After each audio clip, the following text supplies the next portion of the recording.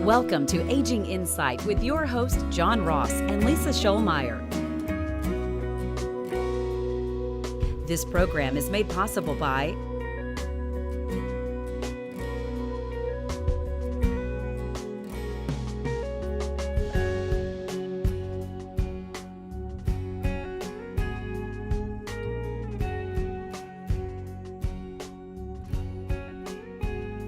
Well, welcome everyone back to Aging Insight. I'm Lisa Schollmeyer and I'm here with John Ross. John and I are elder law attorneys, and that means that we help clients and families who may be dealing with the issues that come along with aging.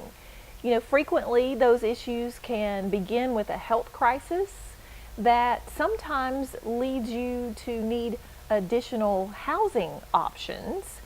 Which sometimes then leads you to deal with financial constraints to get to the housing that you need. And then we come back around to legal issues.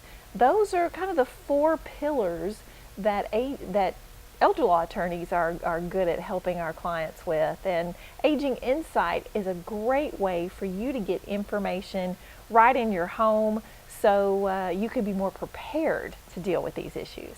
You know, we try to bring in lots of different aspects. You know, from our standpoint, we have to know wills and trusts, and we have to know real estate, and we have to know government benefits like Medicare and Medicaid and Social Security, but other things that you might not think about, like, for example, taxes.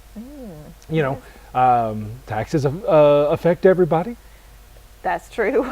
You know what the old saying goes. Yeah, death and taxes. Death that's and right. tax, right. And so taxes are a big part of all of this, and particularly when you start talking about taxes, those can be particularly important for people whose resources are limited. You know, as you approach retirement, what you have at that point is what you're gonna have. For most people, that's right. And so the more of that you can preserve by not paying as much in taxes, that can be good. And anytime you start getting towards the end of a year, right, there's typically going to be some tax things that you might consider doing before the end of the year, or things that you might wait until next year to do.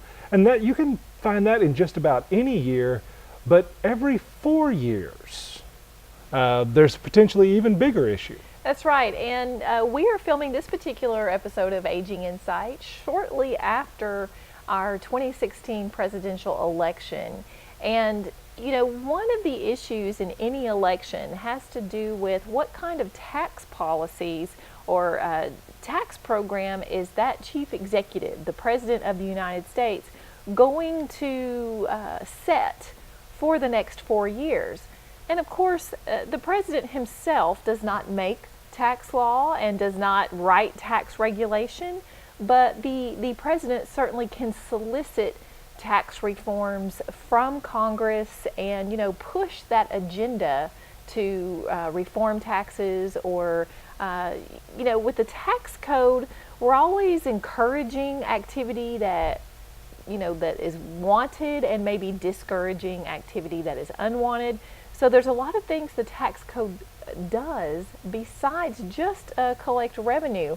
So this year, following the 2016 election, we are expecting some changes, some big changes in tax policy, or at least we expect President-elect Donald Trump to seek out some changes in tax policy. So, you know, John, we thought today that we would share with our viewers some things that we think are pretty likely to happen. I mean, nothing's for sure, but we all have to make the best decision we can with the best information that we have. Yeah, no, that's exactly right. And so, you know, generally speaking, the policies that President-elect Trump has outlined would include decreasing taxes.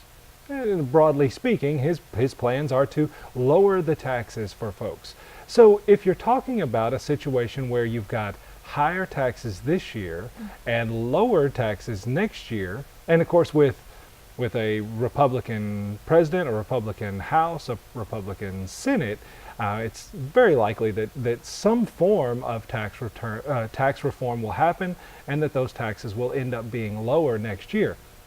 So with that sort of knowledge, it makes you think, what should you do maybe today in anticipation of these changes? And I guess, Lisa, the first thing is if I'm going to pay higher tax this year on income versus next year, well then maybe I don't want my income to be this year. Right. Very simple idea there.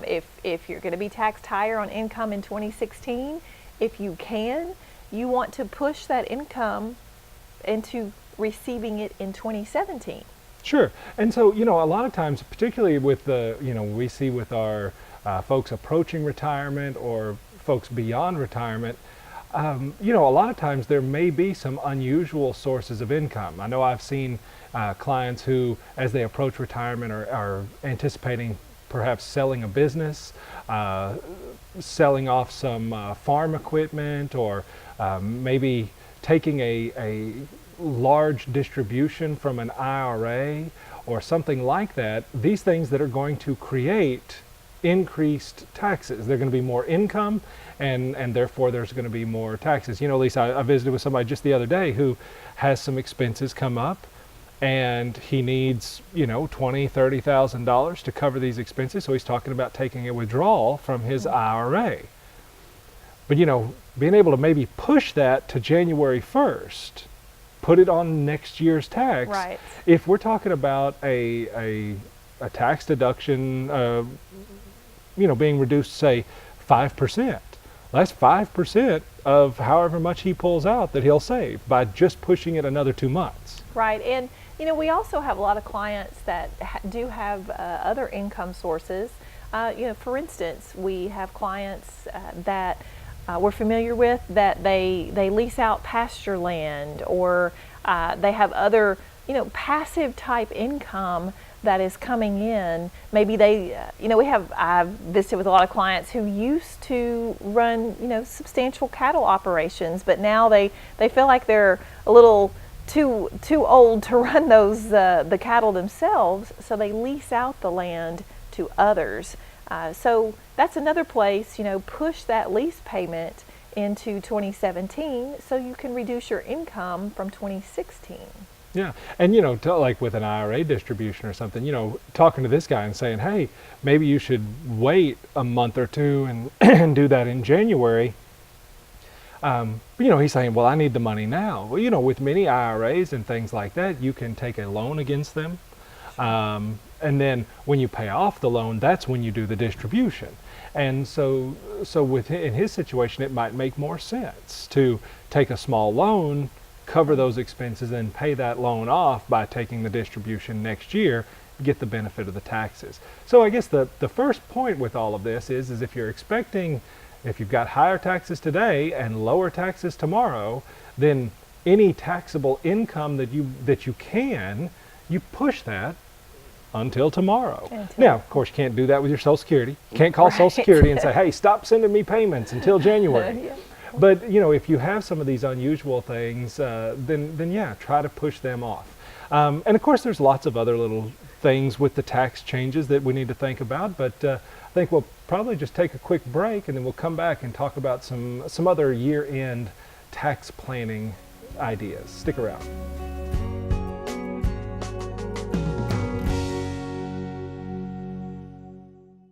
The Wadley Senior Clinic has been such a blessing for our family. Because they specialize in geriatric care, they take the time to really focus on Dad's needs. Their exam rooms are specially designed for seniors, and they offer lab and x-ray on site. With monthly educational programs on health and wellness of the mind and body, our healthcare questions get answered. Best of all, they accept Dad's Medicare benefits. See what the Wadley Senior Clinic can do for you. Wadley Senior Clinic, where healthy relationships begin. We all need a little help sometimes. That's why Twin City Rehab is here to help. Twin City Rehab guides people of all ages through a smooth recovery experience in their new facility on the corner of Morris and Hampton Road in Texarkana, Texas. We specialize in physical, occupational, and speech therapy and wound care, IV administrations, and parenteral nutrition. We offer inpatient and outpatient rehabilitation, private suites, transition apartments, and a state-of-the-art gym. Our goal is to get you back on your feet and back at home. Twin City Rehab, next to Reunion Plaza Senior Care.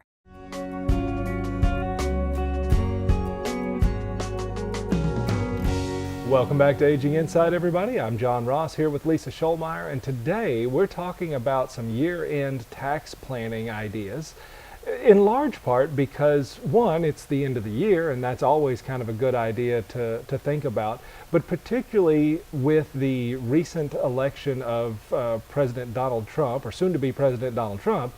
He has proposed to reduce taxes considerably, in whether or not that'll actually pass, we don't know. Right. But if it doesn't pass, then that just means taxes are the same this year as they are next year. But on the idea that they might be lower next year, there's some things that you might consider doing. And we started off the program by saying, well, if you have the ability to defer income, so instead of getting that income today, if you can push it just a little further, well then, bam, you can do it and take that tax hit next year when the taxes are lower. And of course, I guess then there's a flip side.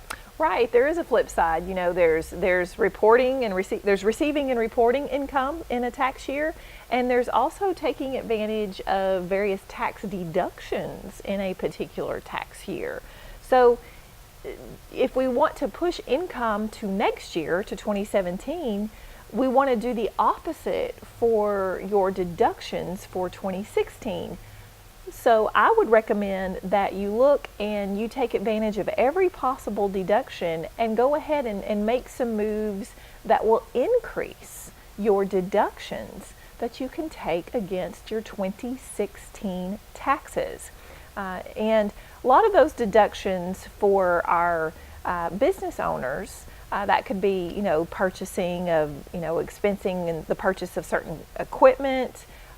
You know, also there's always the idea for our individual taxpayers of, you know, charitable contributions. But the idea is if 2017 tax rates are lower, then the tax deductions that are presently allowed have a greater value to you in 2016. So do what you can to grab those deductions in 2016.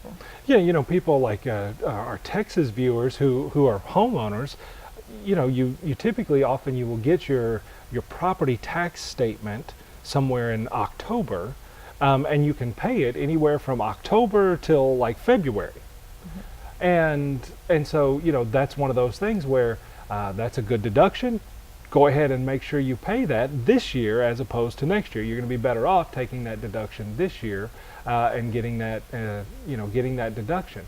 Same thing with any other deductions that might be out there. You know, from an elder law standpoint and a long-term care standpoint, we see a lot of people who have unreimbursed medical expenses, things like privately paying for nursing homes, privately paying for assisted living, or paying for in-home care providers. Right.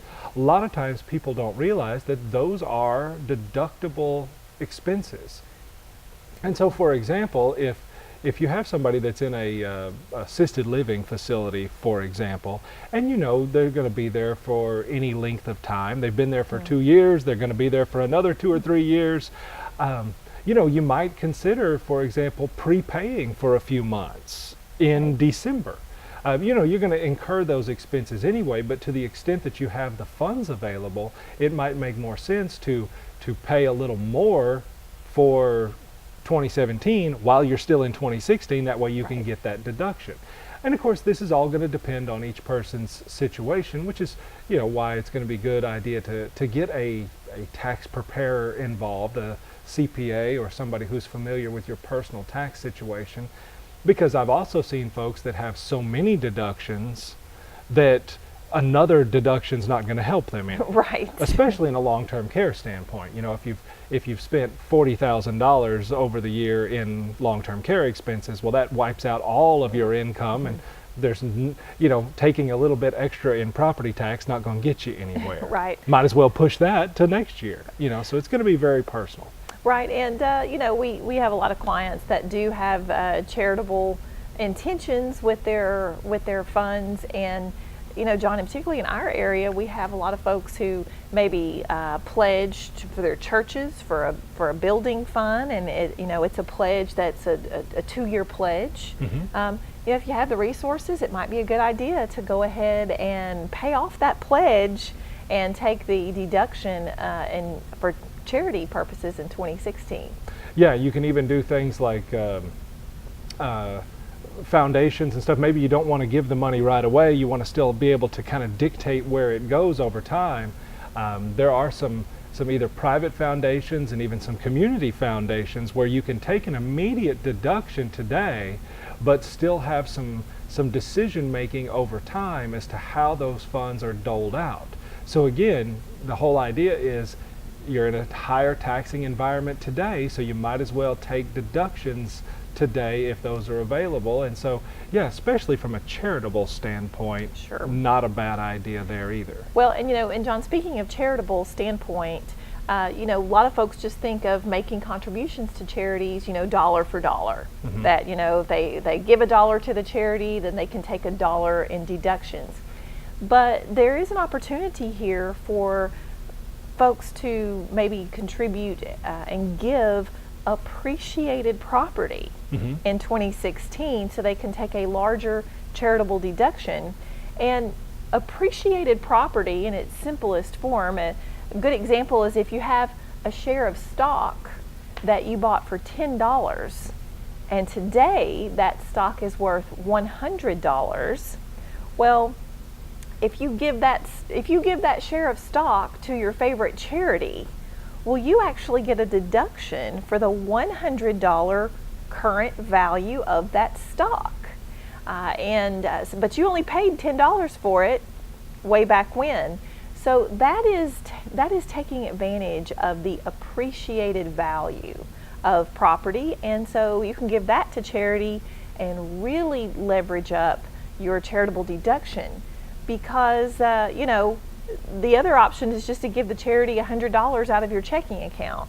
Well, it makes more sense to give the appreciated property and not have to deal with a capital gains tax and still get the value charitable deduction for the full $100. Yep. So we've got several things we've talked about so far. We've got one or two more before we end the show, but we've got to take one more break. So stick around. We'll be right back.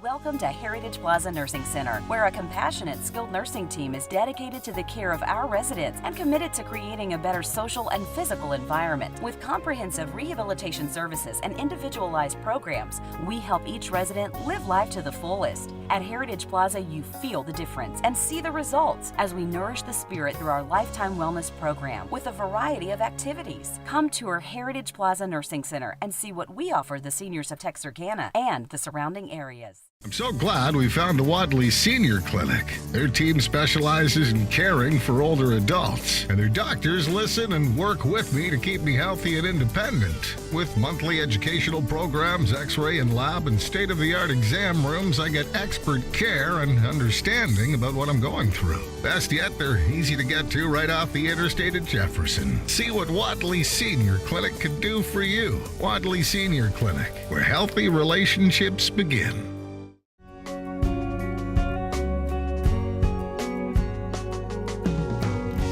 Welcome back, everyone, to Aging in Sight. I'm Lisa Scholmeyer. I'm here with John Ross, and today we are talking about a subject that is everybody's favorite, I think, John, and that's taxes. Oh, it's exciting. It's thrilling stuff. Yes, so, we've been talking about that with the recent election. We're anticipating changes in tax policy and the tax code, and we believe that those changes will actually come down and affect our viewers.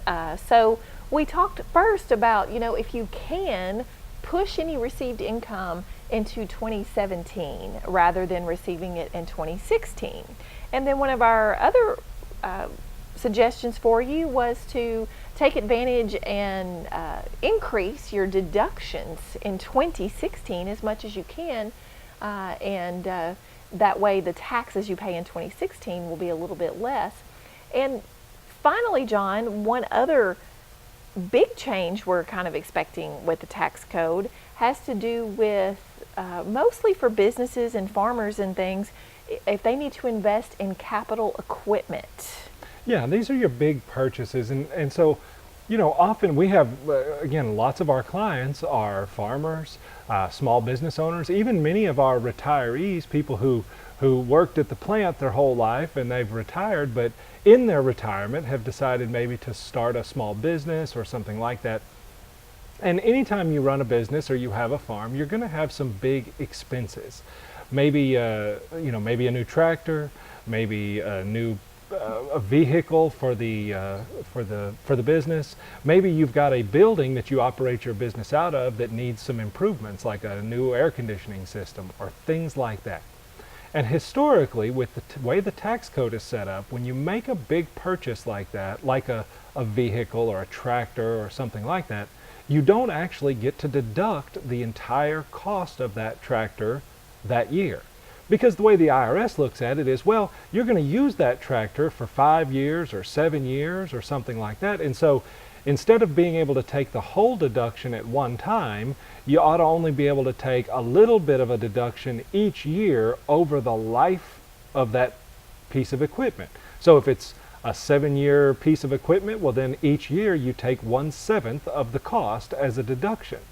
And so Lisa, unfortunately, if you're the business owner, you're actually spending all the money today. Right. The who you're buying the equipment from will expect their money up front, but you don't get to take a deduction against your income, except for in the little pieces that the IRS will let you take over the lifetime, the useful life of that piece of equipment.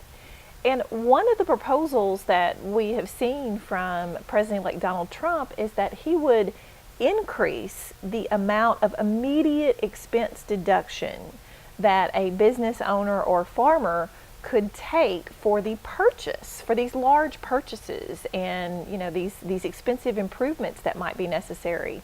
So if you're a business owner or a farmer today watching the show, and we're still in 2016, then you might want to consider putting off that purchase of that big piece of equipment or investing additional funds into the building where you run your business out of.